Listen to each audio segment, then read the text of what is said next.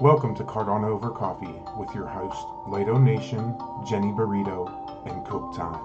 I hope you enjoy the show. Are there several Swedes in here? Yeah, where the Swedes at? Let's see those emojis. Where the Swedes at? Yeah, if you're Swedish, please come up. Please come up. We have urgent questions of national security. Yeah, Swedes are really known for taking the step forward. Holy shit. Like very shy people. You know, They keep it private. I know. The only connection I have to Sweden is a book I read called A Man Called Ove. Oh man, that's a great one. That's a really good one. They made a movie. It's really trendy here in Sweden. I've seen it 3 or 4 times. Wow. And now it's going to be made in Hollywood, and Tom Hanks is gonna start. How do you say? He got the role anyway. Right. But they changed the name. It's about a old grumpy man that he's not so grumpy, but he is. You need to see the movie, man. It's really good. If you like non-highlighting superhero movies, this is a good one. I like your summary. That sounded like it could have been on like a poster board or something. You could be in a marketing department for that. Like the banner with that's going all over the internet with "We're looking for a graphic designer." Yeah, reply to that. It works. With, like your picture of Tom Hanks with your words of the story, and you could get it. Wow. Well, I read the book. I really loved it. So I will see it when Tom Hanks plays it. There you go, people. This segment of Cardano Over Coffee, bringing you literature and movie critic, is brought to you by let's see, what's a good thing? It's Sam Bankman-Fried at FTX. There you go. Sponsored this out of the goodwill of his heart because he believes in the crypto industry. Okay. Can anybody? So where's Alessandro? You have it in the title. I came in for Alessandro, not for you guys. He's here. He's listening. He'll be at the top of the hour, Chatty. Just cool your Just horses. clickbait.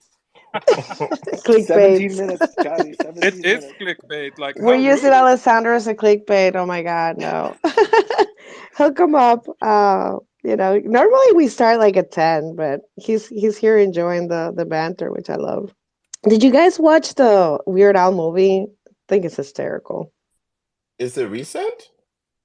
Yeah, it's a biopic, but it's like nonsensical biopic, and it's just freaking hysterical. Harry Potter is in it, isn't it? Well, not Harry Potter, but yes, the actor that plays Harry Potter. Is he playing Radcliffe, Weird and Al? he's hysterically funny. Haven't seen It's in it yet. Roku channel. It's in the Roku channel. Oh, the Roku channel. That is one They're stock making I movies totally now. missed out on. I watch it when I'm in the States then because we don't get Roku here. Oh, that's funny. Weird Al made the funniest post about that. Somebody was saying that it's not playing in their country, and dude, I have to find this the clip of that post. He said, he's so funny. He said something like, well, have you heard of I'm sure I'm sure you have a VPN, which is very I don't know. He did something really funny. He's like, I'm sure you had a torrent of questions, kind of like hinting all the non-legal ways that you can watch it if you use a VPN and a torrent. So yeah, you can definitely try to find with a VPN a way to watch it. Ooh, we should talk about torrents someday. In many ways, they paved the way for blockchain. Have you guys seen the Phantom at the Open? It just came out on, I don't know what channel. Phantom of the Open, you said? The Phantom at the Open. Instead of at the Opera, it's at the Open. It's No, I actually haven't. Open? What's opening? This sounds like a euphemism for something. It's like a tennis match? No, man. It's a golf tournament. Golf tournaments also are called Open. I don't know why. Because it's a play on word with like a golf thing. Okay. but it's fun in the way that I saw the whole movie, and I waited for the whole movie for the guy to actually get the break, and he never does. It's a really it's like the whole movie. You get a feeling that something is going to happen, but it doesn't. It's That really sounds like interesting. life. Yeah, that's what it just felt like the crypto market since 2000 and whatever it was when I started buying, and it's like always like maybe next time, maybe next time, maybe next time, and we're still here, man.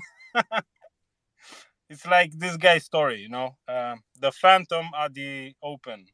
It's a good movie in a way that it's about real life. It shows the life of someone who didn't really made it but kept trying. So yeah, I think it's a good movie to see. It's not like Spider-Man. He's not gonna get a nice chick and defeat enemies, and it's not like that. I think more movies should be written this way. That's like reflects the majority of reality. Or maybe not. I don't know. They say movie is supposed to give you high hopes and false dreams. So maybe if this showed reality, then it loses its luster or something. I don't know. Have you guys And seen this is mustard, you said? Muster, luster, Oh, yes, okay. whatever. Yeah, both works actually. To be honest, the story sounds a lot like Hero's NFT purchasing history. He just keeps trying. Pretty much close to none. Yeah. He won't give up. Keep on trying. Cook Thyme, Alice, why you're is your up hand here. up? What's up, Cook Time? Oh no, I'm back. I'm just letting you know. There was You're vibing. It was following me, bro. I was so nervous. I was like, I'm like in my head, I'm like, oh yeah, they can probably like see through, and they can see I'm in this stupid Twitter space, and like they're gonna pull me over, some stupid silly stuff. But yeah. But yeah, I'm excited for Berry Alice. I think we have a few more minutes of banter. I know that Hero definitely wanted us to announce that he has a YouTube channel up and running for Cardano Over Coffee. It will have a few interviews up there. It's still a work in progress, but definitely go give that some love. This is Cardano Over Coffee. We do this Monday through Friday at 1:30 p.m. to 3:30 p.m. 2:30. Oh, you said 2:30? Daylight savings, whatever. Until we rug the space, basically. But that is a quick little morning roll, not mid roll, but morning roll, and that's all from me for now. It's a morning roll. So yeah, just to be clear, we now start at 2:30 UTC. So keep that in mind. It's always 9:30 Eastern Standard Time, to be honest. So we just adjust. Right. Well, yeah. I mean, I stopped doing the Eastern or Central because so many random people are all over the place, right? But I know that's really what we stick to. We just want to kind of keep it always that same. Right. The same That's schedule true. first. Yeah. Yeah. I don't know why we targeted East Coast morning, but I guess the idea was most of us are on the East Coast. Maybe that's why. Exactly. And there's a lot of economy. Like the stock market is on those hours. I don't know. I think there's a lot of worldly folk tune in for that segment of news. A lot of worldly folk? Is that what you said, Epoch? Yeah, worldly folk. Is that not? I'm from Texas. What do you want from me? Welcome to Cardano Over Coffee, home of the worldly folks. Alessandro, you're up here. You want to share with us what you drink in the mornings? You don't drink coffee, do you? Hey guys. No, I just drink water. Nothing special. But for me, it's also 3:30 right now, so not really in the morning for me. Yeah, that's true. Besides water, is there anything else you like to drink? Tea? You like to drink tea? Juice? Yeah, I don't drink tea that often. I don't drink coffee at all. Tea sometimes. But yeah, usually just water, actually. There you have it, guys. Water helps your brain. Water no really coffee, does. No How do you sugar. how do you Oh, think he built all that stuff he built? Is all the water.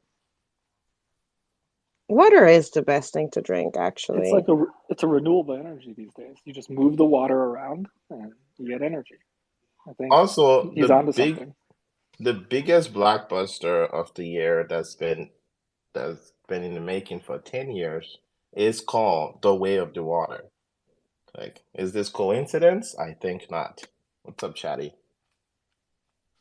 Speaking of drinking stuff, man, when I grew up, I'm 42 right now, but when I was a teenager, I was training, I was trying to be a strong man. So people told me that in order to get muscles, you need to drink eggs, raw eggs. That was the most disgusting thing I think I ever put into myself, like with my own will. Drinking eggs, it's I cannot even describe it, but I did it because I wanted to be bigger, to get muscles. Wait, Paul. Isn't 42 considered a teenager in Sweden? Yeah, well, if you look at the overall population, I'm a teenager. Yeah, I'm in the candy zone. Were you gonna In the say something? candy sound you Cook said? Thyme? Oh, that's funny. Yeah, it's a really nice. I'm not from here. I was born in Romania, and then I lived in Spain for like 10 years, and then I came to Sweden. The Swedish people are really nice. They're like in the beginning, so many other outlanders like me said they're cold. They're not cold. They just keep distance. uh but they keep distance to everyone, not just to you, to their families too. So it's a way of life. In the beginning, it's a little bit strange, but then again, when you get to understand the ways, I think it's nice with distance. You have your own shit, and you keep a certain distance, and you want people to be closer. You open the door, or you get yourself closer, and it works for everyone. I don't think I would change this back for how it was before, when everyone was in my life and whatever I wanted or not. They're not they're smart. I, I'm gonna get like personal really quick, but I think that's awesome that you're from Romania. I was originally born in Romania, and Woo. I was adopted when I was really young. So I've been living in Florida most of my life. And through the years, I think I've only met like one or two Romanians in my life, right? And then I start getting involved in crypto, and we're fucking everywhere. There's so many Romanians. It's insane. Like even the founder of Dead Pixels, Romanian. Like Fabrizio, half Romanian. Like it's insane. And it makes me so happy that I don't know, I felt like I found like family, long distance. I don't know. I feel reconnected. It's great. So now you're gonna have to take a trip back to Romania, girl. Right? Wait. Yeah. Is being Romanian as fluid as being male? Let's ask Uh-oh. Chatty. He's had his hand up. Maybe he knows. Yeah, Chatty, that question's for you. Well, if you look at nationalities as being part of countries, and countries are a construct too, because borders don't make sense. So I would say yes, being of a certain nationality is just as much a fluid thing as it is as gender. Yeah, If that man. makes I'm sense. from Venezuela and I'm from the US, and You're I from feel like I'm from, Venezuela? yeah, I grew up there and I was born and raised there until I was 20. Wow. I moved to the You States when I know, was 20. I didn't even look speak English until I was 20. The look second part of my name, kukuruz, it means corn. It's a inside joke from my teenage years, and I've met a lot of Romanians in crypto and NFT and CNFT, and mostly because of my name. Because when they say it means, we use that word to say dick, but in a certain context. So when they see the name Paul Cucuruz, it's just like, nah. So they write to me and say, "Come on, man, is really that your name?" And I say, "No, but it works really well to get new friends." So I think 9 out of 10 Romanians that I know in crypto and NFT have come to me. We started like this, right? Really? So it's So they all Paul. came to you for your PP? Exactly. Let me ask you this, right? So every time I have a stupid idea, a Lido Nation, uh, my Which are partner, many. my partner likes to say this phrase: "Vibe attracts your tribe," right? true. And that. The So, corn what is vibe the attracts vibe of? It also can kill your tribe, dude. Yeah. So, anyways, I digress from nothing to nothing. Chatty, why did you have your hand up before? I kind of forgot because you guys were going on and on and on, but yeah. Anyway, Talking I about spent all day coffee and working what you on. drink and things like that. We know you Well, drink tea. I am a tea drinker. I am a very specific tea drinker. I take my tea with me everywhere I go when I travel. So I only drink black Assam tea, and if I don't find it, my go-to is breakfast tea, which is usually Assam filled anyway. But yeah, Where are you from originally? I am Lebanese. Ah, man, I was close, but not too close. I would have guessed from Iran. There's a lot of people from Iran here, I and mean, I know Hezbollah owns Lebanon, but no, I'm not hearing. no, it's a certain flow in the way you talk. It's a little bit more poetic, like more Yeah, nicer in such a way that I thought that maybe you are Persian. Yeah. no, I know what you mean. Farsi and the Persian people, when they speak English, they have like a very specific way of speaking. And living in Dubai, we have a lot of Persians here, and yeah, I know what you mean. I know exactly what you mean. Look, I heard that in Dubai you pay very low taxes. Is that true? Well, on paper, yes, but Okay. everything costs money, so you're kind of paying the tax in a different way. Like, Everything costs money. for example, like you don't have income tax, so whatever you take home, you take home. Okay, don't tell me more. I'm sold. I'm coming. But that's why Europeans come here, because it's much. At the end of the day, you end up saving more in Dubai, depending where you are from Europe, because some Europeans, I think, started chasing people for tax, even like Americans do. But yeah, a lot of Europeans have opted to move to Dubai to make more money than they would at home, because anyway the salaries are more and then they're tax free. I think with the exception of Switzerland, people in Dubai would probably make more at the end of the day than anywhere else. Just so you know, Paul, if you leave Sweden and go to Dubai, you won't be a teenager anymore and you would die sooner. So snap. there is that to factor in. And on that cherry note, Ding.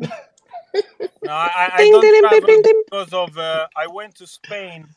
Went to Spain really early. I was 20 years old, but I always dreamed of living in Spain, somewhere near the beach and the mountains, and that was for my soul. And when I came here, okay, I came for love. So it's not money. I don't care how much money I have.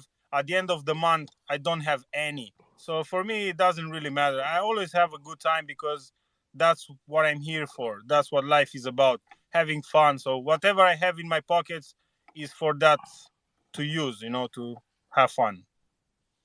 that little statement was brought to you by Rare Evil. It's coming in 2023. I have to say, it really sounds like you say evil. You're gonna have to like modulate, like enunciate, Evo madam. or something. Say it with us.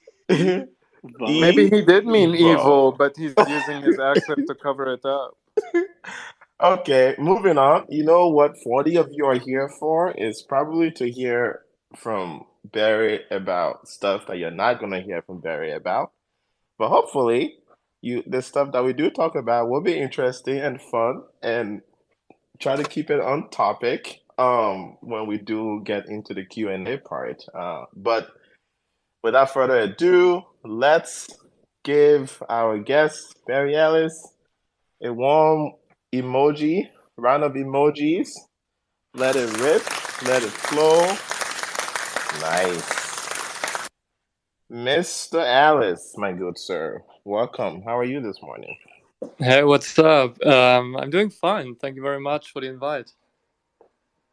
Great. Thanks for being here. Before we get into it, why don't you tell the uninitiated how you came to be in Cardano? I told it last time, right? Okay, but I can do it again. So I came to Cardano in 2020, and before that I was involved in Bitcoin and Ethereum. I think I got into crypto in general in 2018, and Cardano came in 2020, shortly before the Shelly hot fork. So when all these stake pools were coming online, so I also had my stake pool coming online then, the Berry stake pool, and yeah, since then I'm here and building a lot of things, and yeah. Excellent. Well, get into it. What did you come to share with us today? I invited him actually. So I do have some things that I wanted to cover today, because there's so many different things that have been going on.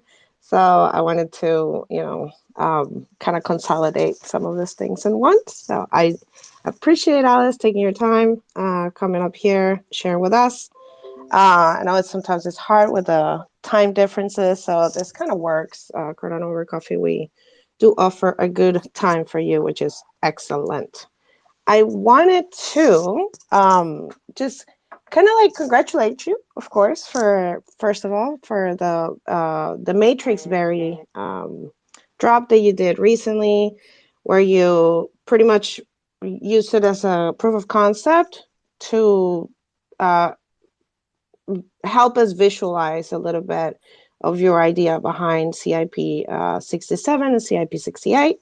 So I wanted to see if you can just kind of in a nutshell say which aspects of CIP 67 and 68 did you kind of like were able to pack it within the Matrix Berry. How shall I explain this?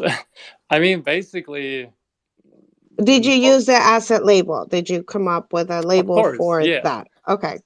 I mean, the whole idea of the Matrix Berries were to, as you said, showcase a new way of, first of all, minting, and secondly, creating NFTs with this new standard, CIP 67, 68, and also, of course, adoption and awareness for these.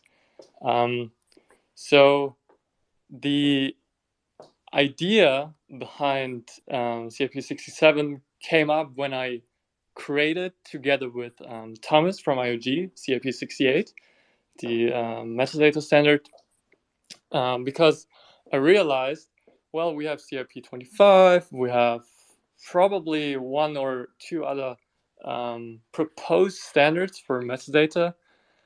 And I was like, well, we have all these tokens, but you can't really like classify them or put them into categories. What if a wallet or a third party sees a certain asset, then how does it know what to do with it? I mean, you can always try and brute force all options and say, okay, let's try and check if it's an NFT and go to the CIP 25 metadata. Oh, it's not there. Go to this one. Oh, it's not there, and so on. So you try basically everything until maybe one fits, but you don't actually have a proof if this is correct. So, and of course, you also don't want to have this risk of you create CIP 68 metadata, and suddenly another metadata standard can overshadow this, other metadata standard. So it's the idea of CIP 67 is you put a label in front of the asset name, so whenever a third party or wallet receives this wallet token, he knows exactly what to do with it. He knows, okay, oh, this is an NFT, there's an NFT, I have to go and do this procedure, get this UTXO, create the metadata, and so on. So that's the the idea of CIP67 that came up when I created CIP68. And can I just pause it for a second, just in case that, so we can yeah. like make sure that this is okay. So, Coffee Cup, do you have a question regarding that? What's going on? Yeah, I just wanted to maybe I thought it'd be good to give some basic definitions of all the jargon for the people that might be uninitiated. Is that cool? Anything in particular? Any question, like a Um, particular jargon? yeah, and if Barry can just say in his own words, I just go through them. CIP, what is that? Oh, yeah, sure. So CIP stands for Cardano Improvement Proposal, and is basically a repository that holds multiple proposals from people of the community trying to make Cardano better, basically. Great, and then go on. Yeah, and most of these standards contain a formal, like a specification of how to do certain things. So it's very precise. Indeed. And then 25, you mentioned CIP 25. What is that? So CIP 25 is the first metadata standard that was proposed by me on Cardano. So I launched SPACE BUDZ with it, the berries, and then basically all NFT projects rely on the standard. So CIP 25 and CIP 68 are kind of like trying to achieve the same thing, but from different, I don't know how to say it, like different angles, I would say. Okay, just three more things on here. So why don't you just give the basic definition for 68, and then we've been saying 67 as well. What are those? So I guess that the 67 is the classifying the one with the CIP that proposes the classification of asset types, correct? Which is what we're talking about right now. Yes. So 67. Say that again, Jenny. Proposes what? The classification of asset types for basically like currently the way that assets are identified is like by policy ID and asset name, but we don't have an asset type, meaning that we don't have info about what the asset is about or anything like that. And then 68 is what? Okay, so 68 is about storing, how should I say this? I try to not make it too complicated or technical, but is the metadata standard for all asset classes using datum, right? Using output datums is the metadata standard for all asset classes, not just NFTs. Exactly. So the primary idea is to have the metadata not in I don't know how to say it because auxiliary data, no one can work with this word. Basically, whenever you right now store metadata on chain, they are not really part of the UTXO. They just put in the block, but they are then just part of the history. So you can't really they're not part of the UTXOs, and so you can't get them into Pluto scripts and stuff like that. And with CIP68, you put these metadata directly into a UTXO. So it's much more dynamic because suddenly you can do update metadata controlled under certain validation rules. You can you can update, you can just do it the same thing as before, just keep it entirely immutable. And the thing lives. You have called this to be a little bit more elegant, right? Like for example, on something that we can probably connect with, it's just the locked policies versus open policies, and how even if you decide to have a lock policy, you should be able to burn your asset if you want to, right? Something that you can't do otherwise. Yeah, I mean, because there's some people that say that you don't really need so much dynamic stuff for all NFTs, for example, but that should also be taken under consideration, right? Because even if you don't want to have so much, the dynamic aspect of it, at least you should be able to do that, right? Yeah, totally. I mean, this whole unlocked and locked policies is, I'm not sure if you can. This only applies to simple scripts like native scripts, where all you can do is specify a slot and say, okay, I can mint whatever I want to until this point. But whenever you go into like Pluto scripts, you could even make use of Pluto scripts with CIP25, partially, I would say. But you can fully leverage it with CIP68. So I think in general there's like a little misconception of what is unlocked and locked, and when something is locked, you can't mutate it. The thing is, you can specify all these rules within a Pluto script and say, like I did with the matrix berries, demonstrated it yesterday with how you can update a description. The entire metadata is not changeable. So this is set into the rules of the contract, but it allows you to update a description field only if you hold the NFT. Like you specify that ahead of time, which parts of the metadata can be changed. I define it in the contract, and then whenever you mint, the policy or the contract follows these rules, so you can't do anything about it. And CIP68 is enabling all of that. And then just the last thing, 222 and 333. What are those?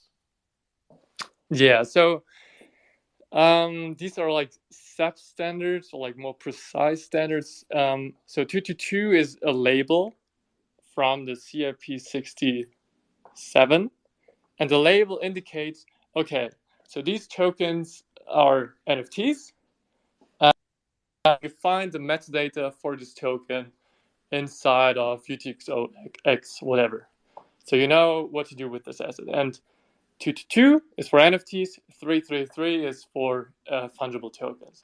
So this also makes it very convenient for wallets or third parties to classify these assets. So you know directly, okay, I can put this asset into this box.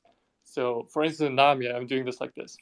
I have this one tab for fungible tokens and the other tab for collectibles or NFTs. And there's no need to query all the metadata up front to determine what type it is, but you know it directly. So I think this is pretty cool, and it's much nicer to visualize things with that. So yeah, 222 is for NFTs, 333 for fungible tokens. Excellent. It's a prefix. It's a prefix for the labels, right? Is that how you define it? Okay. I'll pin a tweet that Barry put out a while ago about some other stuff too for people who want to follow along. Back to you, Jenny. Thank you very much. No, that's fine. But actually, it's like really interesting because I was reading about that too. Since you mentioned that, Lido, and it's I guess it's fixed to a specific size, and I guess I was reading something that about making kind of adding like some extra layer of protection from accidentally using a standard, I guess. Is that what the issue was at the beginning, that people were complaining about the name part? Because I wanted to kind of understand that. Like, is this to protect that somebody doesn't just call their asset 222 something and start using a standard that they weren't trying to do at the beginning? Exactly. So okay. that's the point. So there is a likelihood that when the standard is too easy to use, that you could randomly use it, but you don't even know you use it. Like, you don't know about the standard, but coincidentally use this label for whatever reason, and then you could become like victim of a because the entire ecosystem is aware of the standard and displays things accordingly.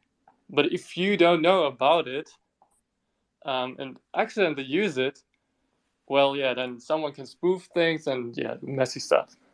Which kind of brings me back to like that flaw, that if you can just kind of try to explain it a little bit, the whole the CIP 25 flaw that you talk about, the metadata spoofing, which is, injecting the CIP 25 into the minting transaction. That part is, if you can just try to like use different words, because it's a concept that's been really hard for me to even grasp, and I know for a lot of people they still don't get it. So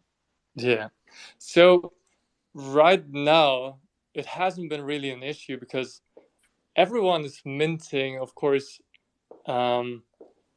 NFTs properly with the CIP25 standard, but most of these mints are entirely centralized. So you have to check if the metadata are in there correctly, or if they are not in there.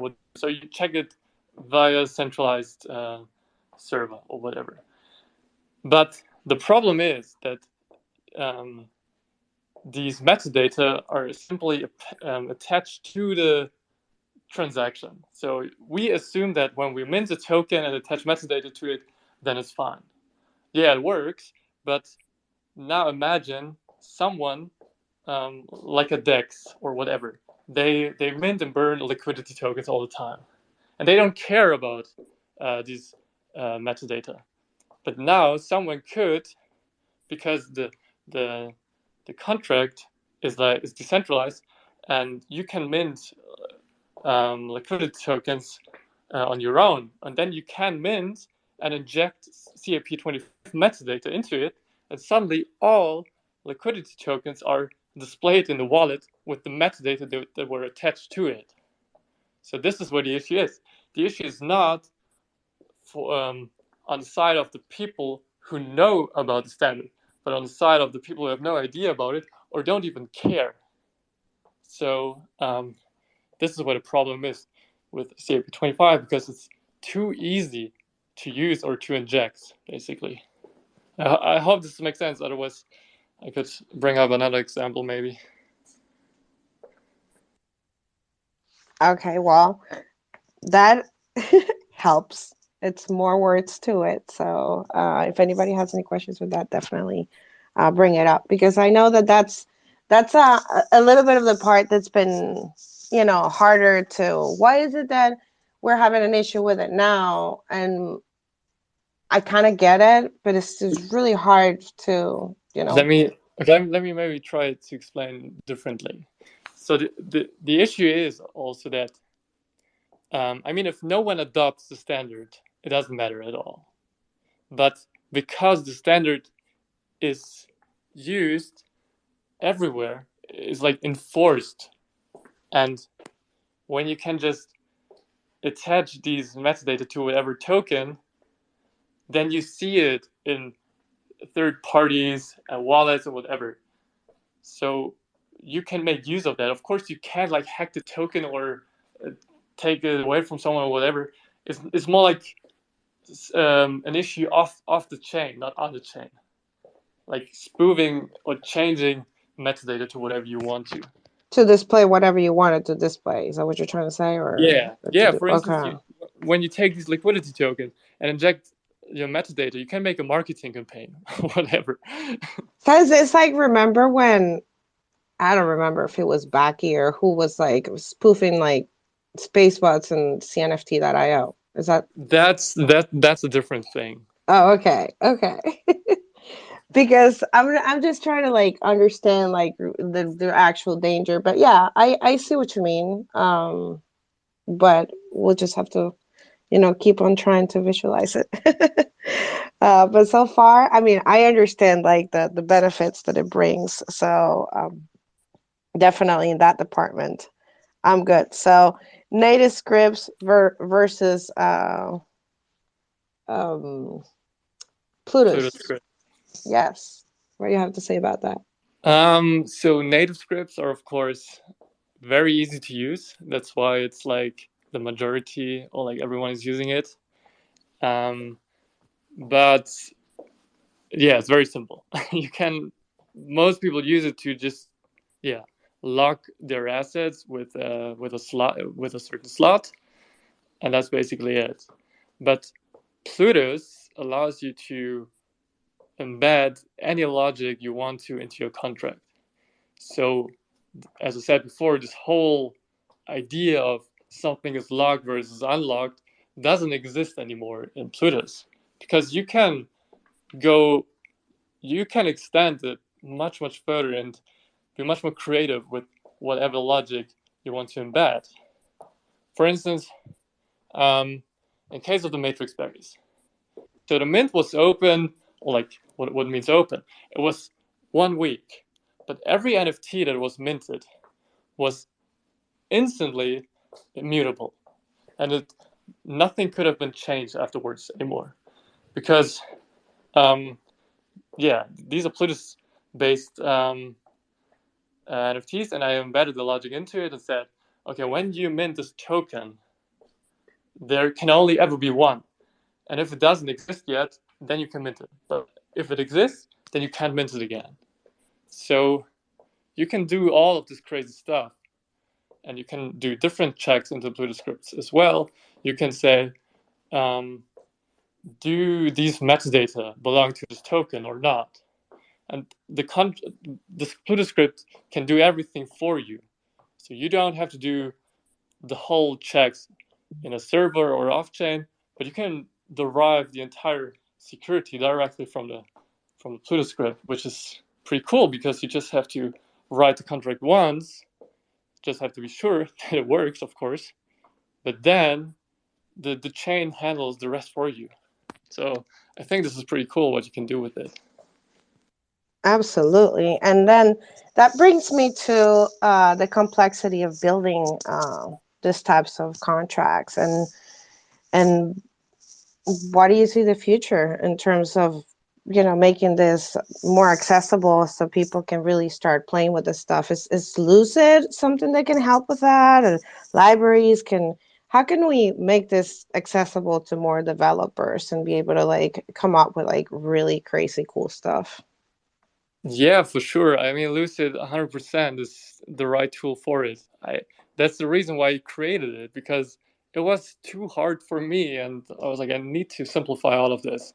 Then I can make use of Plutus, because that's also another reason why people use only native scripts, because when you enter or start working with Plutus scripts, it's getting a mess, and there are still a lot of things that need to be improved. Like we have seen it with the mint of the matrix berries, where people had issues sometimes minting something because their wallet size was too large, because Plutus scripts require you to they have these execution unit costs. So they have these costs, and they need to be calculated. And that when you put a lot of assets into this transaction, they will all be put into the context of the script, and then mostly then when you have 50, 60, 70 assets, whatever, it mostly fails. So there's still a lot of things that need to be improved, but I think eventually we will all resolve that. But of course, we need libraries like LUCID. There are many others also out there who are trying to simplify the process, because there's a lot of stuff going on within the transaction. You need to put correct hashes in there, point the redeemer and stuff like that to the right input, and so on. I don't want to go into the details here, but and basically we can abstract all of this away and really let the developer focus on the primary thing and say, okay, what do I actually want to do here? I want to mint these tokens, or I want to send this amount of ADA to there under this condition. So this is what it's basically about. When we can abstract it to this point, then I think this is really powerful, and then it gets very interesting what we can do with all of this. Absolutely, yeah. I want to see what Michele has to say. He's got his hand up. What's up, Michele? Yeah, thank you, Jenny. It is curious this last thing of people that have had issues minting due to the large size of inputs. It is curious because, well, we have different ways to get smart contracts, but independently of that, there will always be smart contracts that may be bigger than others. Is there any limitation that prevented to use something like reference scripts that would have reduced the size of the transaction? And potentially, I don't know what went wrong, so I'm just asking, potentially avoid issues for who was minting. Yeah, I mean, you can reduce it with reference scripts, but it really depends on the logic. In my case, or what do you mean? Like, do you want to say that you don't need like inputs or just use reference scripts? Because I used mostly reference scripts for the entire mint, so I reduced the size of the transaction size significantly already, but it still exceeded the execution units. Great. So it's a problem of execution unit. All right. Thank you. Is it really interesting as a problem? Yeah, I mean, what we can do is, of course, deserialize the script context and say we only want to have very specific things. But the problem here is that when you say, okay, I want to take input 0 and 1, I'll only deserialize these two. You don't know if these are the ones you specified in the order in the transaction because they're getting sorted. So that's also another issue because you could improve it, but still this is a mess because you need to deserialize all inputs because it gets sorted inside of the context. So yeah. Can we translate that and what the user experience issue was so people can relate to it? So the problem is that so if you want, I can give it a shot. I can try. So when you include a smart contract, it needs to be executed prior that the transaction goes actually on chain, because we need to be sure that that transaction, so that smart contract succeeds. To validate that before sending it. Okay. Yeah. Which is kind of like what the issue you said that people were having.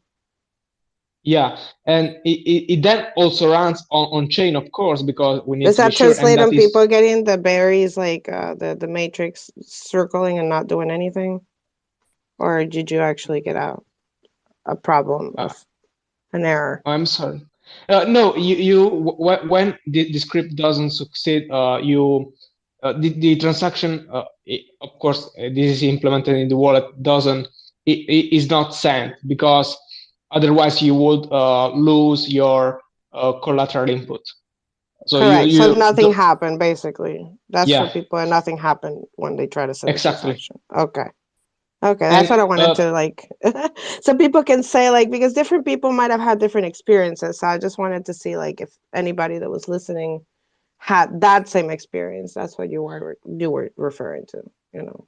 And because the problem with large inputs is that these inputs are passed as a piece of data that needs to be processed on chain. So this is more computation to be done.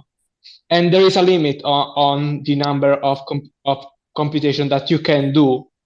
And if you go over this limit, it automatically throws an error. So it's almost like you are not allowed to spend, even if that transaction would theoretically have succeeded, but you have reached the limit. And so the transaction is rejected automatically. So this is the issue with the execution unit. It's not like a problem of the size of transaction itself. And that's beautiful that we have that, because that means you don't spend any money, right? You don't incur any fees for failed transactions, which is awesome.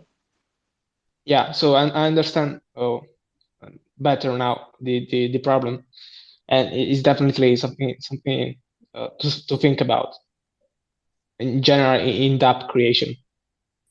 That's pretty cool. Well, thanks for that. For sure. A little explanation there. Are you with us, Lido? You have any questions yourself? Are you cool here? Yeah, pretty cool. Keep going. Well, what else I wanted to talk about when it comes down to Lucid?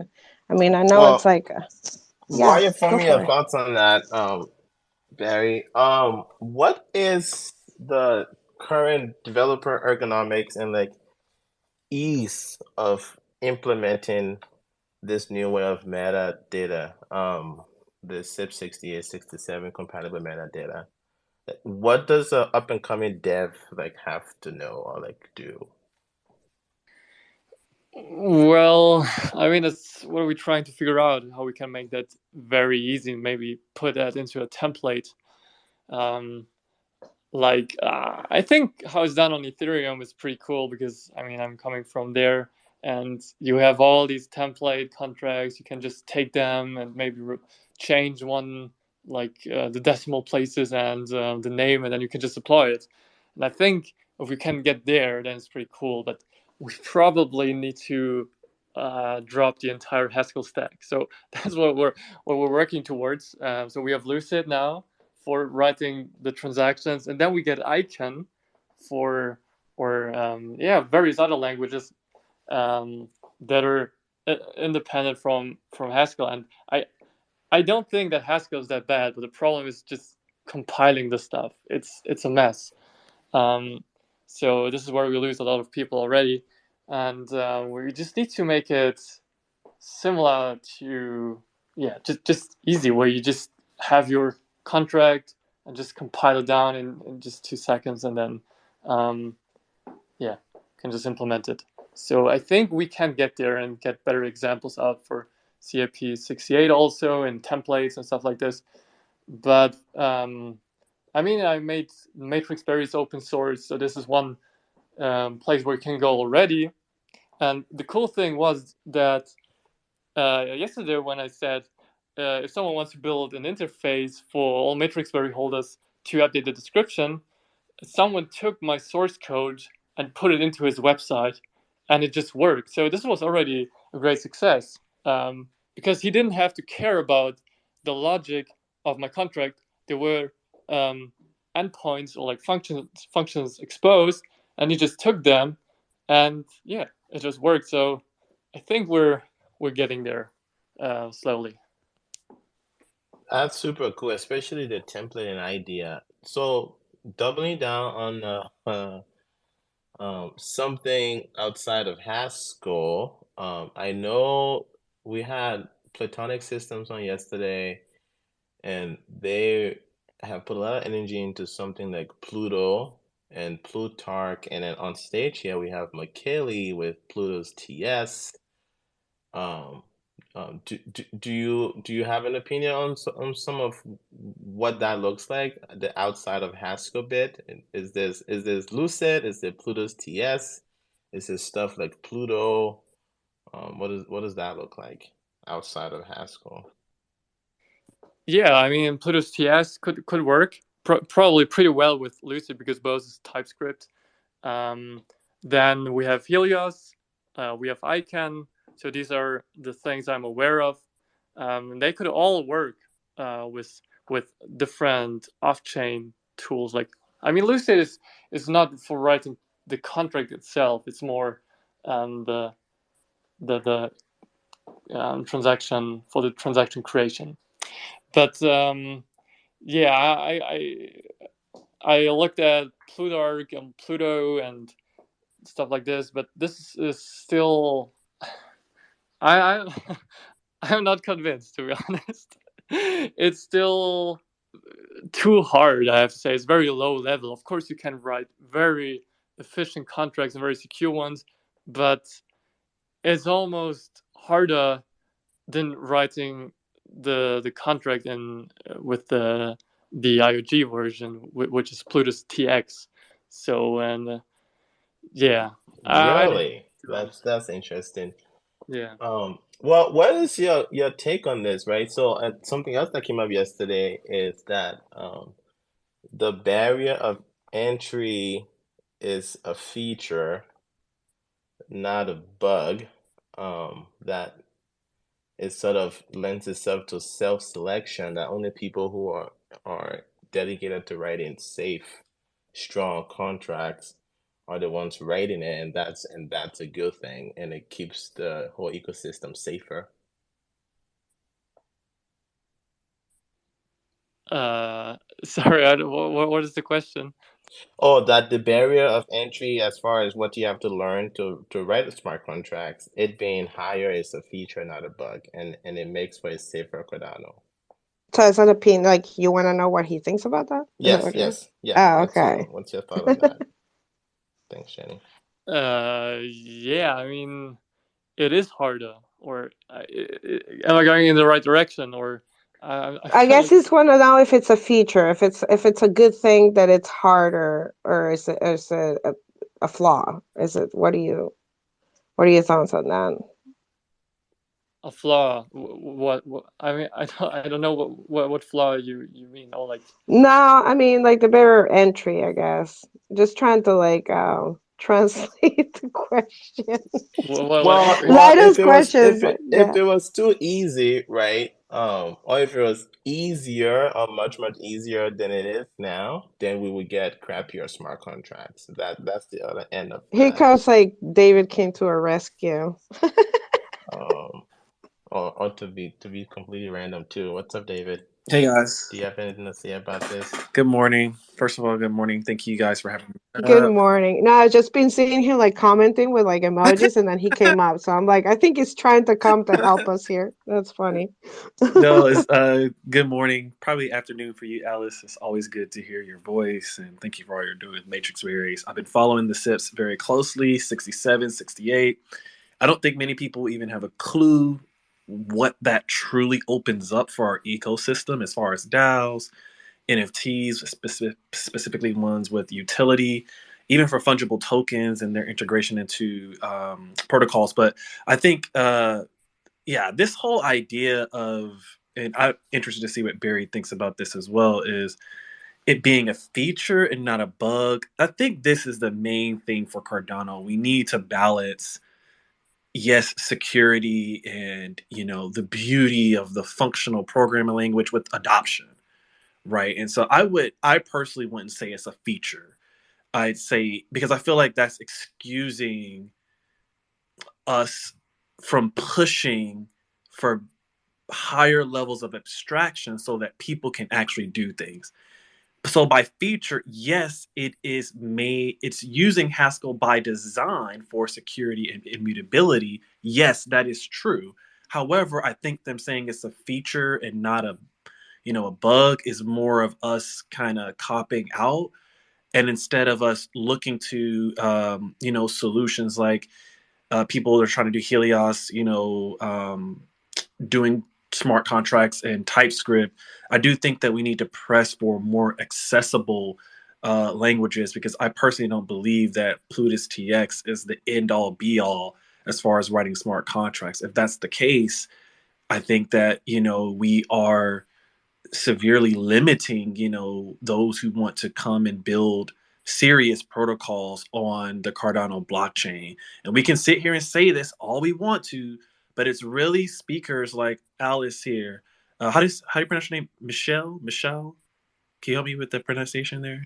Michele. Michele. These, Michele. to me, Alessandro and Michele, these are champions that are just as important, in my opinion, as IOG, because from a standpoint of somebody who wants to build something on Cardano, I see them as more champions because they're making Cardano accessible. They're really out here doing God's work.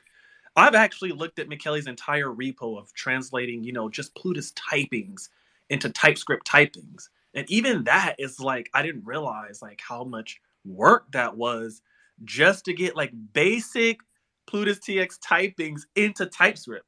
Now, for a developer coming in, that's like heavenly, right? Like this is like God's work. And I think that I have a ton of things that I would love to develop in my mind. Like, I'm a software engineer, so I do go back and read all of Alessandro's code, all of Michele's code.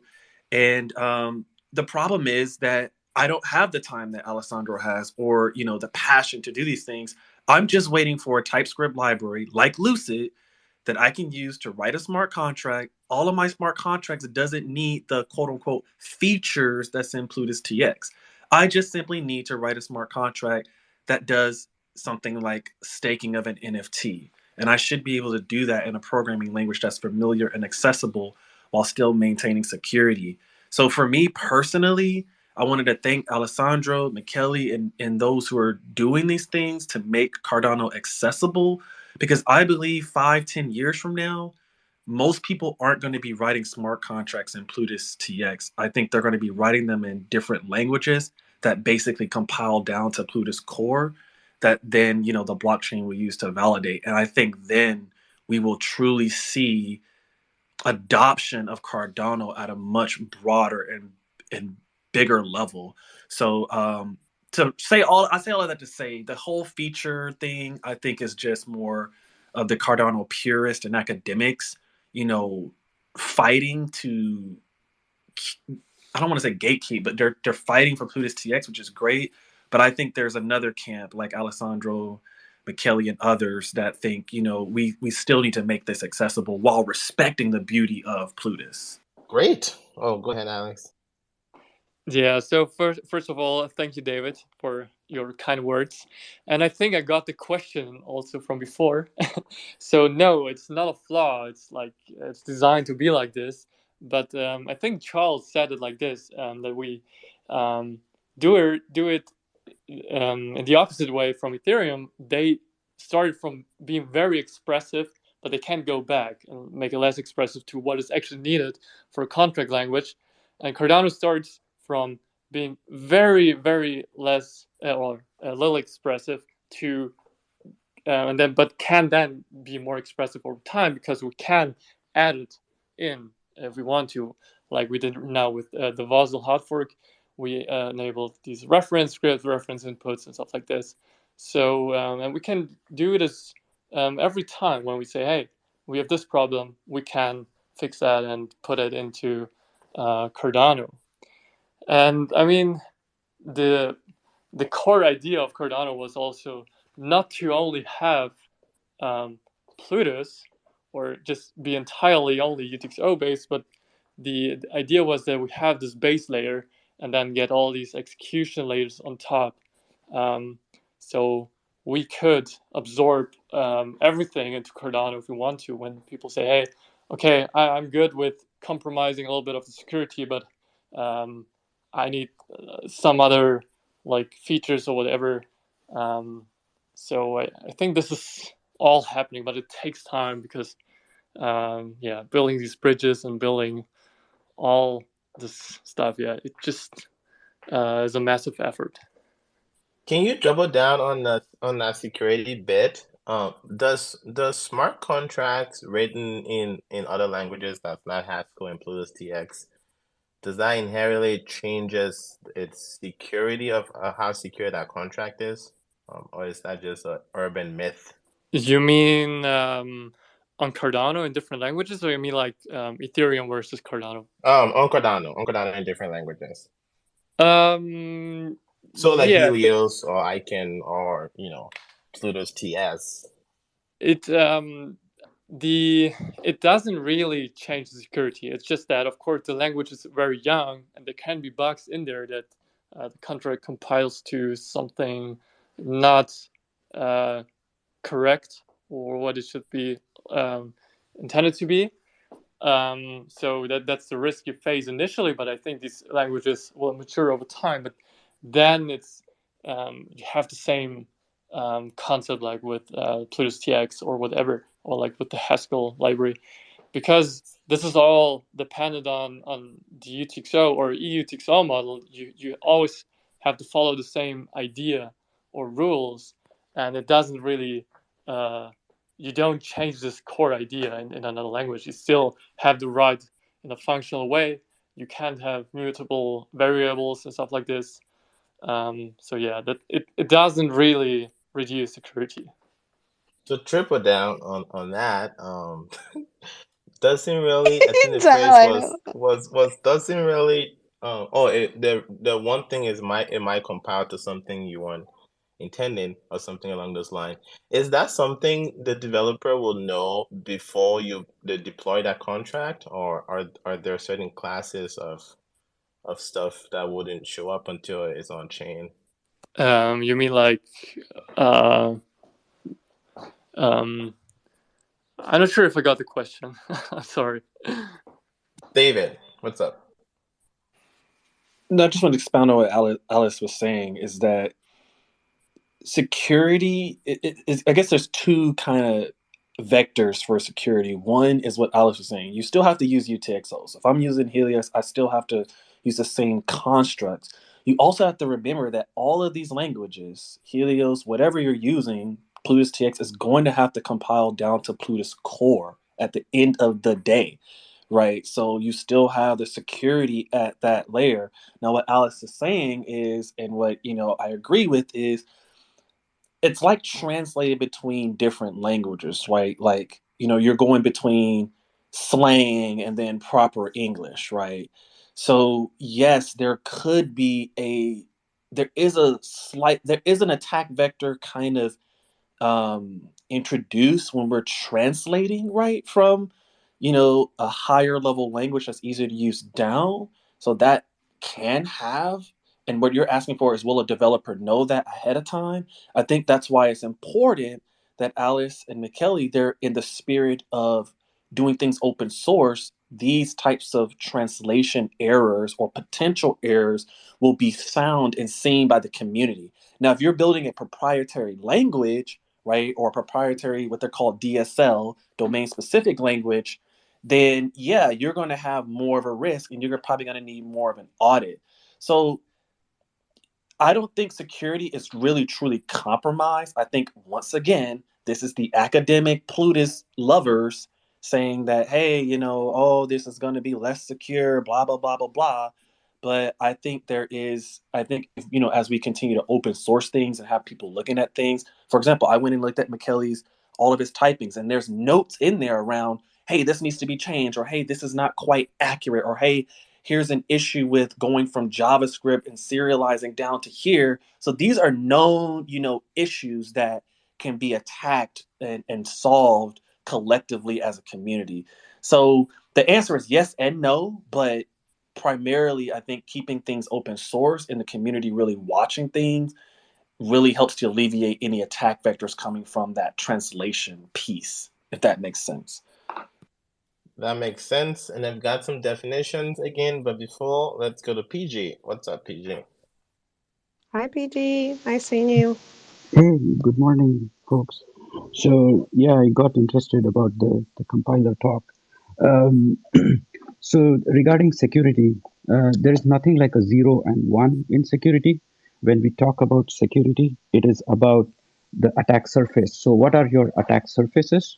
So, when you're writing your DApp, there is a standard which says how you have to define your software. If you're writing for security, there are mechanisms for it, wherein basically you tell what are your attack surfaces and how are you planning to mitigate that. So this is irrespective of the language, irrespective of whatever you are doing, and it is all based on your specification and design principles, and that's where the EUTXO comes in. Now, coming to the compilers.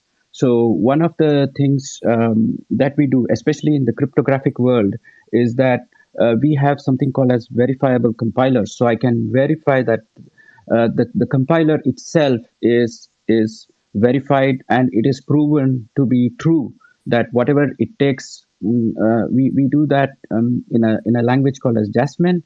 So you can write your cryptographic code implementation in Jasmine, and it is guaranteed that the assembly language that you get for x86 is verified. It's called as a verifiable compiler. Similarly, there are verifiable C code, C compilers.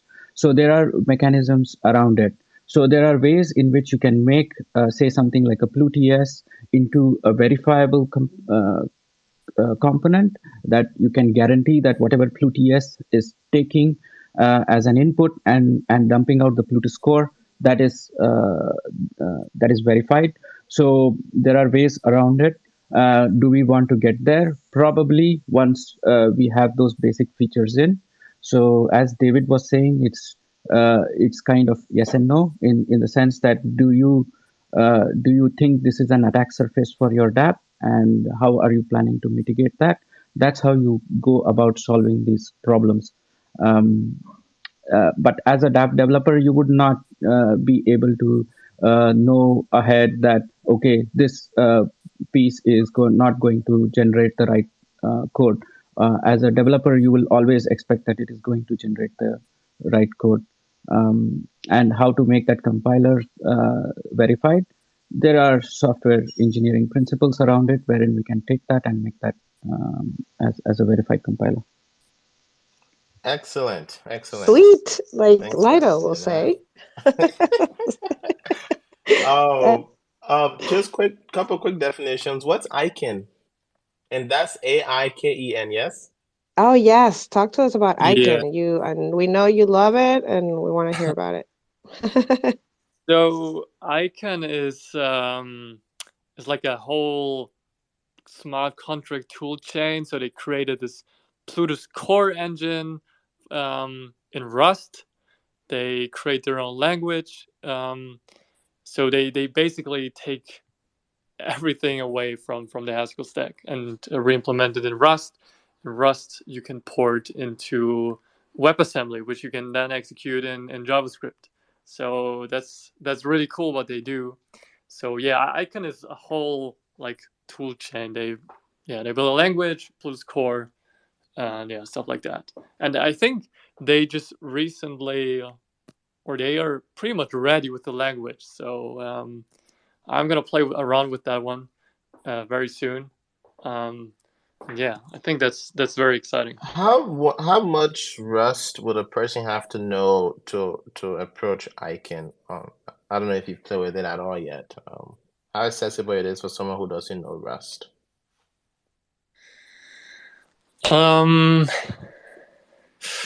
I think so. Rust itself is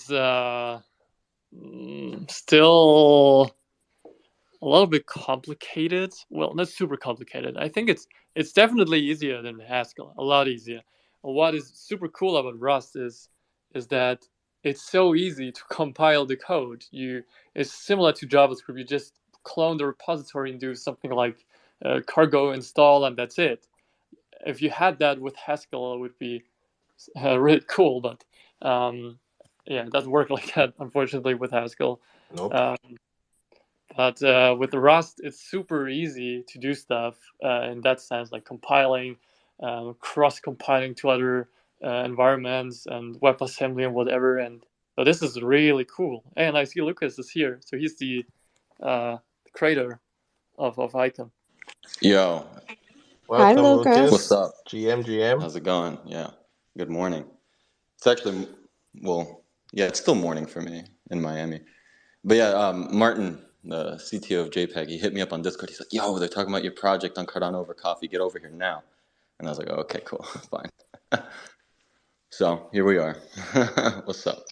Well, maybe the question that just came up, we're talking about ICANN, and some basic definition of what it is. And actually, I thought it was just a language, but Berry just elaborated that it's a whole tool chain for building smart contracts.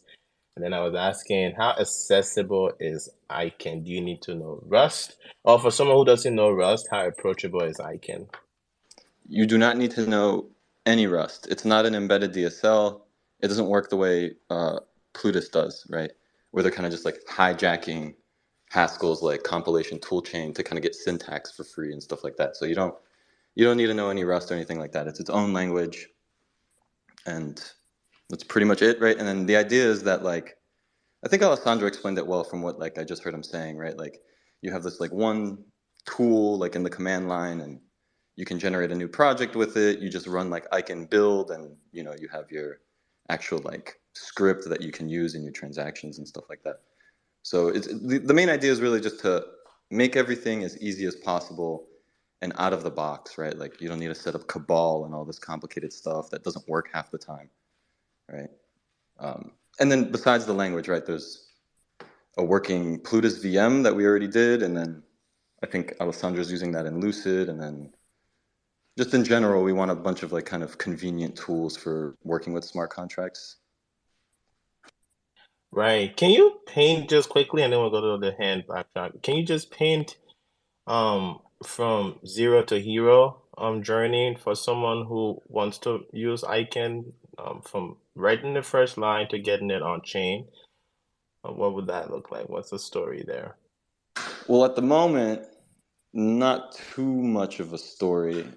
We just got everything kind of working end to end yesterday, so there's still a little bit to do in terms of making it easy for people to download it and install it. But ideally, right, where I want to go with it is you run a command to install it on your machine, right? So if you're using Mac, right, maybe like brew install ICANN.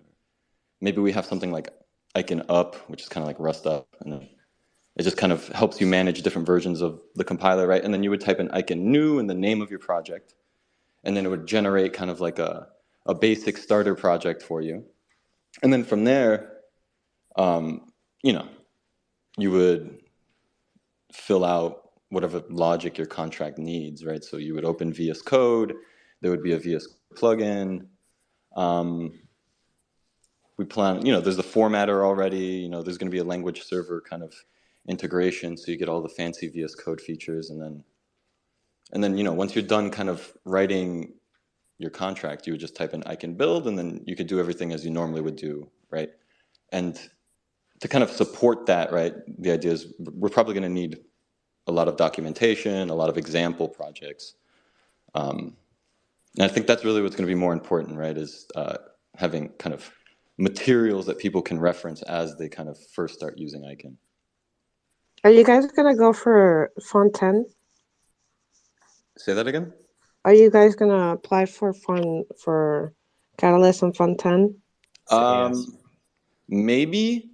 I know you guys did for Font 9, and unfortunately, did you get anything funded or? No, but Yeah. I did get hired by the CF, and then once I showed up at the CF, they just said finish ICANN. So Well, that's pretty cool. Thing. That's awesome. That's good news, though. Sometimes things work better. Yeah, so that's great. Yeah, so I'm not worried about that. Yeah, that's good. Yeah. No, it was good because it's a good opportunity for people to know. So if you were going for Font 10, definitely to have people just just go out there and support. But yeah. I might. I mean, Lucas, you would create ICANN anyway because you need it. Like, yeah. Exactly. Yeah. You can do retroactively, right? So you could always, do it if you need to later. Yeah, and I mean, Alessandro's right. Like, the project is a selfish endeavor, right? Like, I want this, so I'm making it, right? Like, you kind of show up and you're like, man, I don't like any of the smart contract tools. I'm just going to make it myself. Nobody can stop you. I love it. It's kind of the vibe here for that. I hope you have a few minutes because I want to ask about Kelly, but let's go to the hand. Blackjack, what's up? Hey guys, so Berry kind of triggered me with the Rust discussion and how it would work with ICANN, and we have a 20-year Rust dev that really doesn't know smart contract language with like Plutarch V1, V2, whatever, right? How would this help him in just as far as what he knows and then being able to translate that? Is it in essence translating what he's writing into a smart contract? Is that the way it works? Well, no. Syntactically, it's familiar enough to where that won't get in his way, right? Like, it has a fairly similar syntax to Rust, so it should immediately be readable to him and mostly writable to him. But at the end of the day, the target runtime is the virtual machine in the Cardano node. And that has its own, what people tend to call semantics, the way it behaves while it's running, right? Which is just fundamentally different than Rust and JavaScript, which is why I went the route of making it a different language, because I don't want to take a language like Haskell, JavaScript, Rust, and then make it pretend like it's something it's not, just so I can get it to run on chain, right? So my idea was make the syntax familiar enough for people in the C family language, that's JavaScript and Rust and pretty much any language with curly braces, right? So it's like more palatable, right? So it's like you show up and you look at it and you're like, okay, like I kind of get what's going on anyways. And then obviously, you would probably need to still read some docs just to kind of make sure you understand everything. And then Got it. Okay, well that makes sense to me. And I shot you a message, and then I shot our dev a message, and potentially might be able to get in contact with you, and then start working on that a little bit. But it'd be nice to actually, even if it's just in test, to kind of figure out what works, what doesn't. And obviously, he's been doing this for quite some time, sick. so on the Rust side. So yeah, it would be kind of cool. So thanks, man. I appreciate it. No worries, dope. I love me and my curly braces. So Rust had this really complicated history of what it wants to be. Is it object oriented? Is it functional? Is it gonna have all this fancy stuff and the whole buffet, right? Is ICANN purely functional? Purely functional. Purely functional, type inference, and we have the pipe operator like Elm and Elixir, right? So instead of dot chaining methods like you would in an object-oriented language, the way to do effectively the same thing is with the pipe operator, right? And it looks nice and cool, and it's just much simpler, right? To just have wait, you get the pipe and the curly braces? Wow. Yes, correct. I'm living my life wrong. I should stop everything I'm doing right now. I mean, we can thank Gleam for that, right? So, like, for the most part, there's this language called Gleam, which compiles to the Erlang virtual machine, and it pretty much had everything I wanted in terms of syntax and type system. So I just took their syntax tree and their type checker and said, okay, now we're going to make this generate untyped Plutus core for the Cardano virtual machine. Right, and so they had the curly braces, the pipe operator. I love the pipe operator; it's nice. Same here. Super, super cool. Lucas, what PFP is that? Before we move into serious subjects again. It's serious subjects. It's fully, it's custom made. Actually, it's super cool. I love it. Are you Brazilian? So, I am. Yeah. I am Venezuelan. That's cool. Oh, excellent. Yeah, vecinos. Yeah. Yes, that's awesome. So there's this project called Beloved Galaxy. They haven't sold out. They were unsuccessful, unfortunately. But they were using this command line tool I made to actually generate your collection. And almost like a year ago, I wrote this little command line tool that takes all of the different fragment PNG files and generates your collection. Maybe you want 2,000, 10,000. And so they used that. So I was in contact with the dev, and I liked the art. And so the artist just made me in the style of the collection, a custom one. And then she used traits from my Yumi that was my PFP at the time, right? So you see the Yumi goggles on me. And then she took a couple other things that she found. It looked customized. That's why I had to ask. I actually was really detailing it. It was pretty cool. Yeah, it just sucks that the collection wasn't successful, but it's a custom, so I'm just hanging out with it. Super neat. Hopefully you can hang for another 5 minutes or so, Lucas. And let's just do a time check with Berry. We are at the 2 hour. Not 2 hour, but we are at the mark of when you are scheduled. Thanks for being here. A couple questions. What happened to the rest of your money for Nami? You didn't claim it. Do you not like money? Well, we're working on that stuff. It's yeah. I'm helping him do that right now and see what's going on. Okay. So yeah, I don't think we need to talk about that, but yeah. Yeah, I'm curious now. How do you know that I haven't claimed it yet? Well, I don't know. I'm the Catalyst data guy, and my records say you've only received 15K.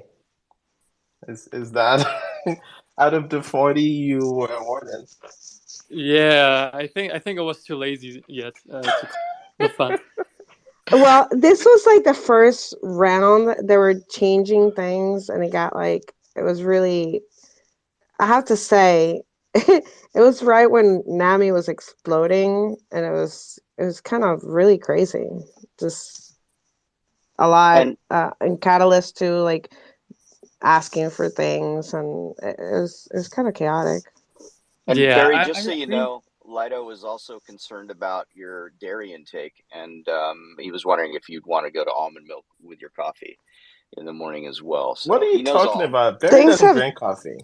things have Lido knows changed all. a lot in Catalyst, I have to say, in terms of doing that since from those days. yeah, I mean, Yeah. back then they were very strict about claiming the funds. I mean, I told them, yeah, my wallet has 300,000 users, and yeah, but they want to give me like, I don't know, 1,000 per month. I was like, yo, fuck that. I had to do reports every month, and You know, and this is the joke with programmers, right? They will spend 3 days writing a shortcut that otherwise takes like 20 seconds to like optimize their workflow. But there are things like those 20 seconds or filling a report or one of the things that I always struggle with when I have regular jobs, um, daily status updates. Um, those are just so hard to write for some reason. But yeah, so doing the catalyst thing, well, I can see it how takes a that lot can of be. time, and for the reward that you're getting for it, it's just not worth it. Sometimes it's just kind of That how, makes sense. yeah. But Yeah, there is the and thing of like the close out report, right? So like if the thing is done, They're then like, you you're gonna do be the like working all report. month to get like 1,000 ADA. It's like, what is this? A month? It's Well, like it's not worth no, it, you no, no. know? This is what I'm saying though.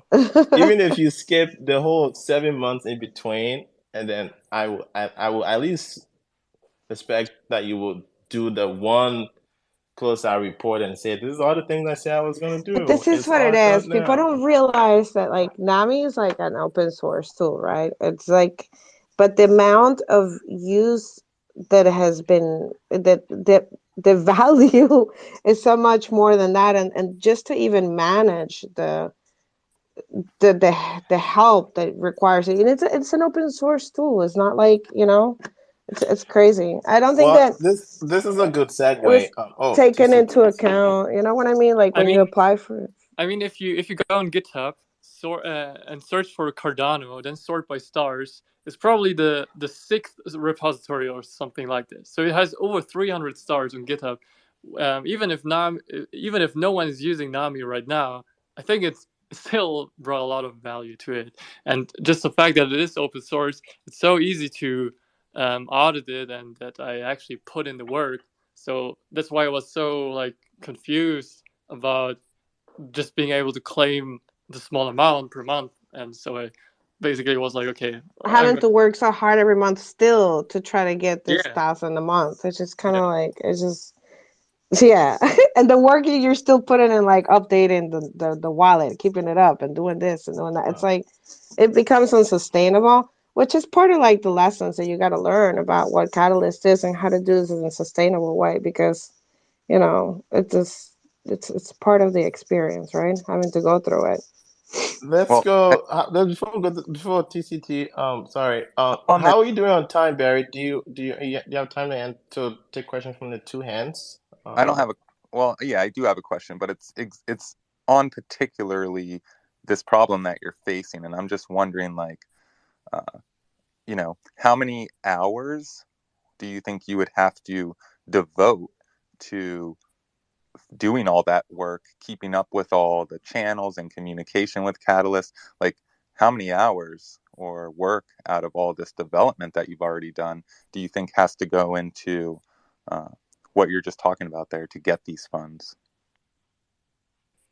yeah, probably a lot of my time. That's why it's also another reason why I stopped claiming them, because I was like, well, I have to spend so much time. I could rather use it to develop even more. I didn't care too much, even though, of course, these funds were nice to have. But I was like, no, that's way too much work. Yeah, no, it's a lot of work, and I think it's work that goes unnoticed for the most part. So I appreciate it. What's up, Martin? Hey everyone, how's it going? Good morning. Mine Good. was not a question, but rather a comment. Emergo has like $800 million, and we can't give this guy who founded pretty much every tool that we are making, like more than 1K a month. I think that's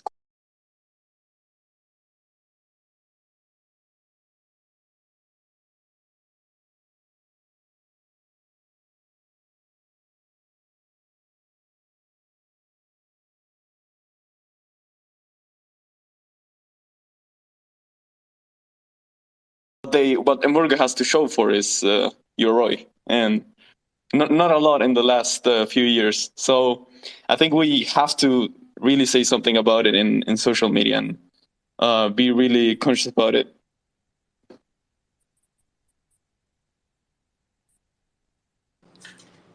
Martin, you just want to party with the CTO again. Oh, he's gone, man. I don't think he works there anymore. Barry,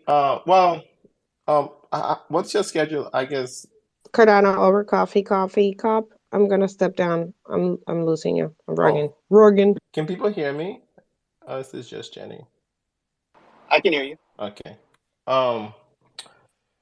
Do you have a comment on the thing that Black Frost put out? I was trying to find a tweet about the Summit API, and I know Nami still uses Black Frost, right? That's the primary connection to the blockchain.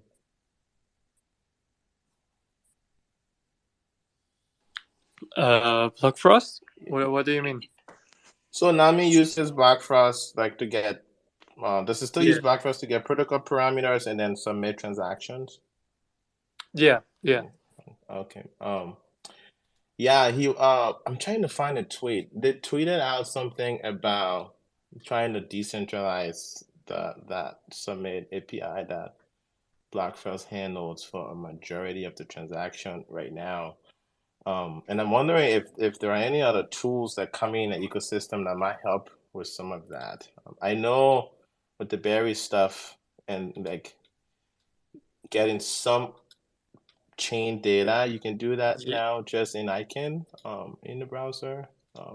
Yeah, I mean the whole TX Pipe team is working on chain data stuff, and also there is Ogmias and Kupo from Matthias, aka Kators. So yeah, and then I think Block Frost recently, maybe this is what you mean. They open sourced their whole stack, so that's what maybe this is what they mean with they try to decentralize it more. Right. Is there anything in the pipeline for Nami around that? Nothing planned yet, but I definitely one day want to have it more in the control of the user where to fetch the data from, but it has to be probably very easy to do to set up, because if you need to spend like hours or maybe be a developer to host your own node and stuff like this, probably not very successful. But yeah, I try to get it in one day. I'm not sure, but I have nothing planned yet.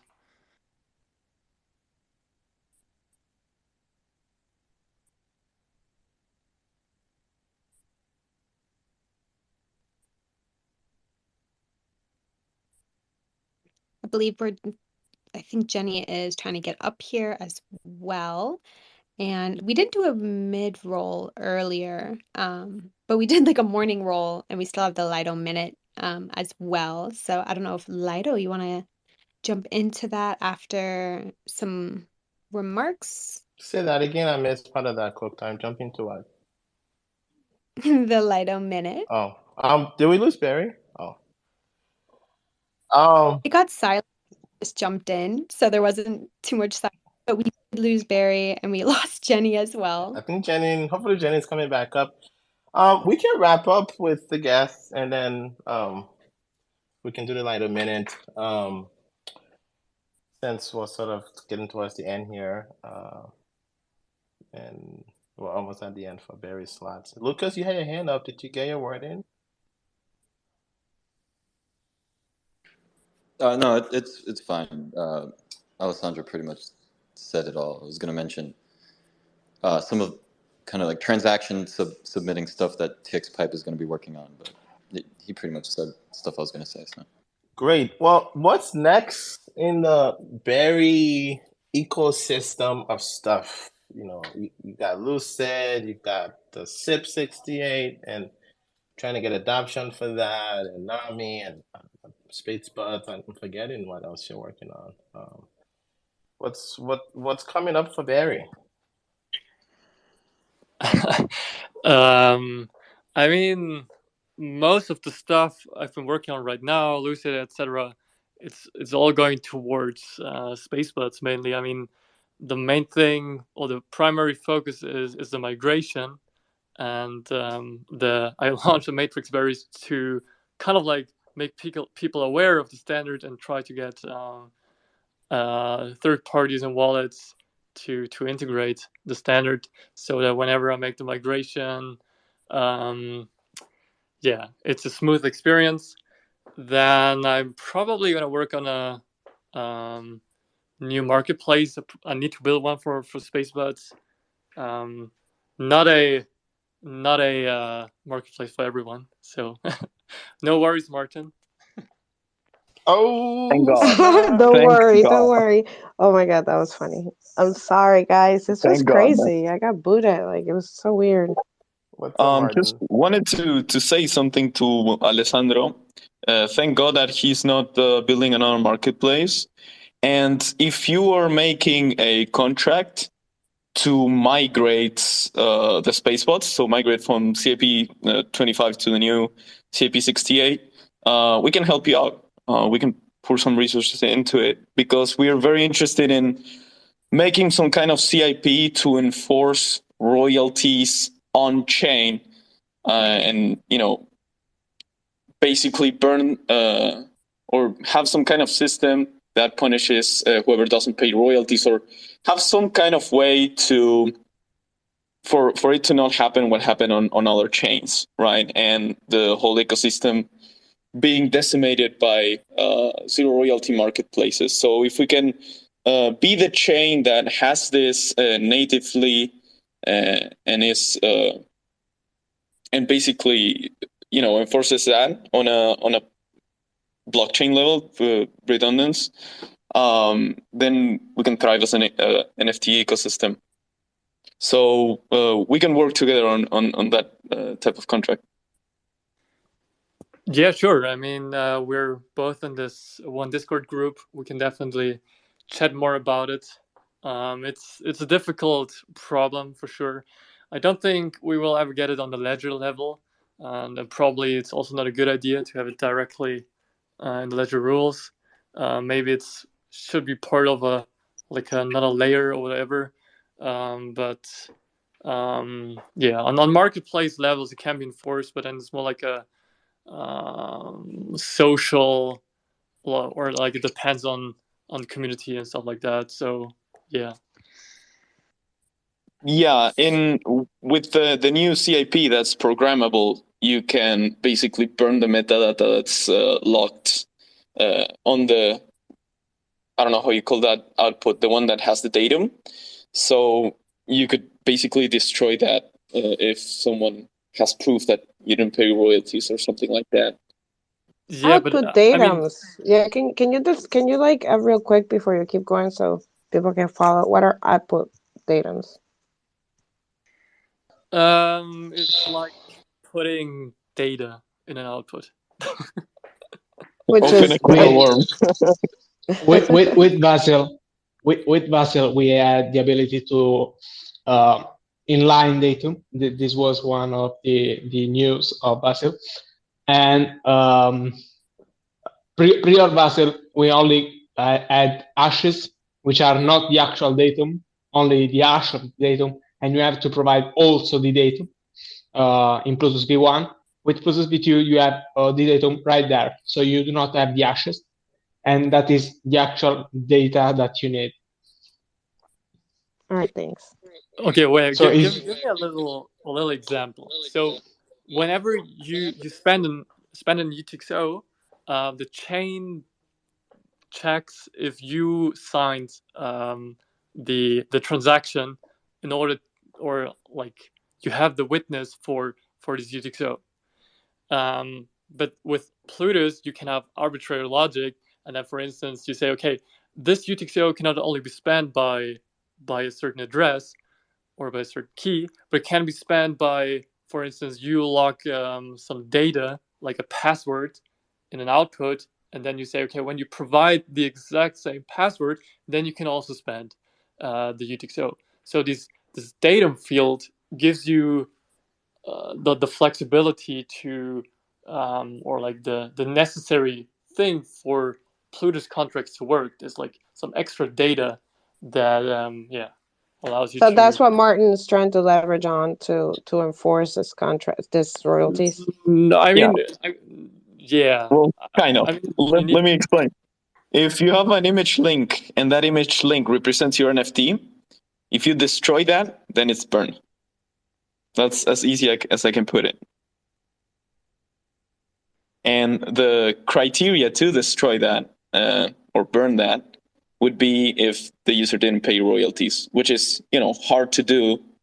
But there, we can plan some things to figure out whether a user did or did not pay royalties, and if, say, the token was involved in a transaction that did not pay the proper royalties, you can burn the asset somehow. You mean the user can burn burn this royalty UTXO or what? I mean the one that's logged in the script. Huh? Oh, but what happens if you steal something and then somebody that's a little tricky, huh? It is definitely, and you will see it once we reach a conclusion with Alice and some other people we're talking to make this. Yeah, I'm sure you guys will talk about that, but but it's in the sense of just like the concept of it, just to think about you have to have exceptions and things like that, right? I guess it's just tricky. Yeah, just to be clear, it's not I'm gonna something burn the Mona Lisa because somebody transacted it on the black market. That's kind of weird. Just to be absolutely clear, this is something that is opt-in. It's not something that we could burn as a marketplace or anything. It would probably go through a vote or a proof that someone did not pay royalties, and it's opt-in and requires a verification. It's not that it's controlled by a central party of some sort. So don't be scared of that. Wait, I have a question again. So you mean someone can burn this royalty NFT, but do you mean like the user or the creator himself? Or like how are you able to escape the royalty fees? You mean how would you be able to burn the token? Yeah, exactly. By basically spending the output that contains the datum, so it's not a UTXO anymore. Yeah, but it's controlled maybe not by the user. Or do you mean like that if you list a collection on the marketplace and it follows this whatever CIP it is, or like it follows the standard, and then who can burn this royalty NFT that is locked in this output? It can only be the creator. But why would he do that? That he can't even use this marketplace or any marketplace?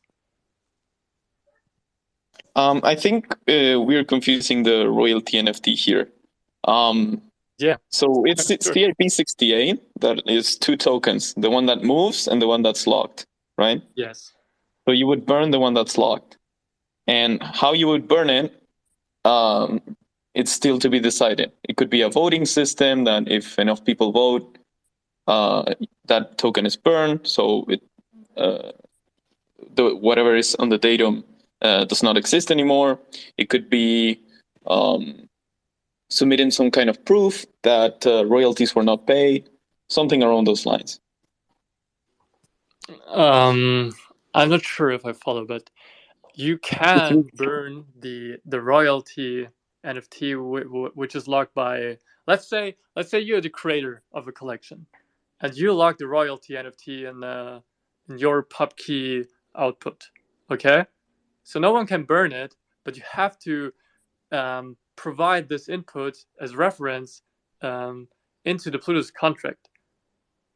So to check the fees and whatever. So no one can burn it except the creator himself. So it's adding to the programmability of the contract where the token is locked.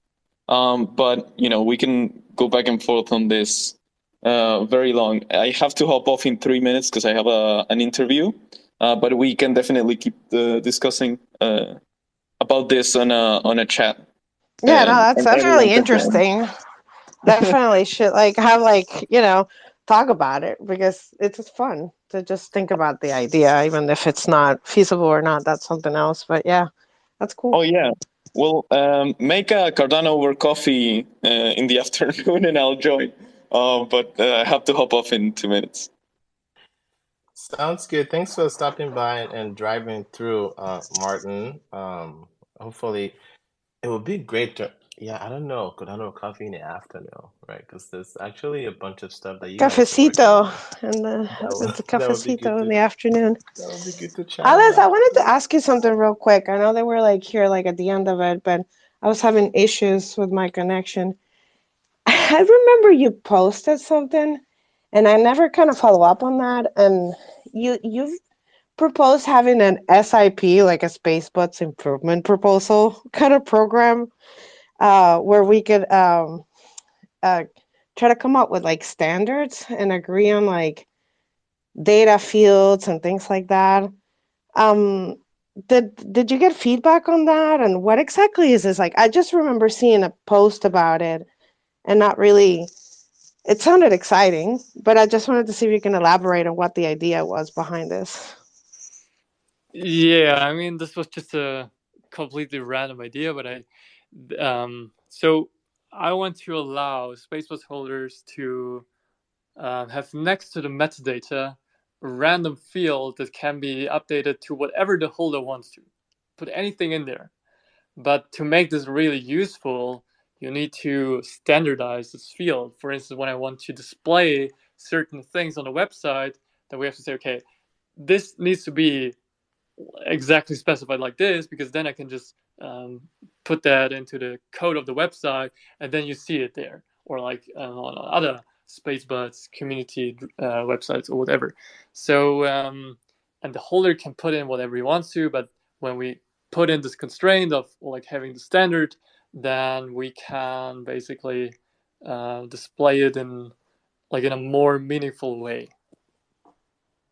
I kind of dig that, in the sense trying to come up with standards with of different kinds. We have collections. What are the things that we could agree that should be fixed, and what things could be instead of should be, could be customizable and things like that, right? Yeah, and it gives you a little more standard, and you can even create things around those standards, right? Totally. I mean, that was just a random idea, and we can definitely extend it around or beyond this random field, and it can be any standard towards SPACE BUDZ. So yeah, that would be pretty cool for sure. Especially when you talk about derivatives, right? If you want to do derivatives of derivatives, if you have this kind of standards, and kind of helps you kind of keep it functional, right? And connect, and that's kind of cool. Nice. Okay.